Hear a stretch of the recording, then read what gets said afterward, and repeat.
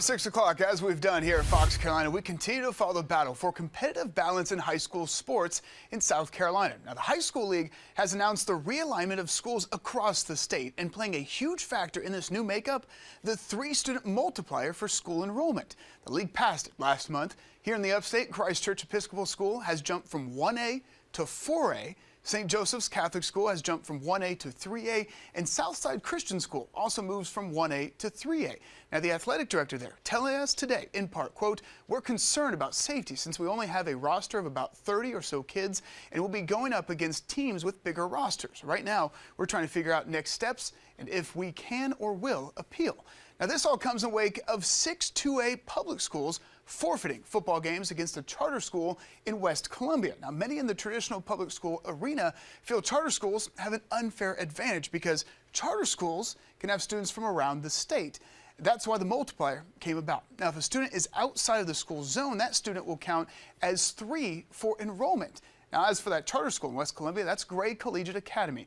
And leaders there wanted a 2-student multiplier and move up from 2A to 3A. But now they're 4A. The principal at Gray Collegiate reacting to the realignment and telling us, quote, "I have advised all of our head coaches to review how this will affect every athletic program at Gray, and we'll meet collectively in early January. There is an appeal process if we choose to go that route, along with submission of amendments to move our school to a different classification. All avenues will be explored."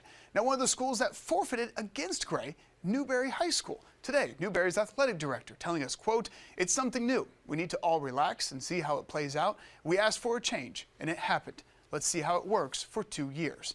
Now, another aspect of this realignment, a brand new sports-focused charter school in Spartanburg will get its wish for its classification. Now, it's called Mountain View Prep, and it'll open next school year. And the principal telling us today, quote, "We are pleased with the placement in the 3A classification. When originally applying for membership in the SCHSL, we asked to be placed in 3A based on the perception that charter schools have an advantage, understanding that our initial enrollment will be closer to a 2A school." They went on to say, "The 3A classification that we are in gives our student athletes a chance to compete against some traditionally great schools, and we are beyond excited and looking forward to the challenge."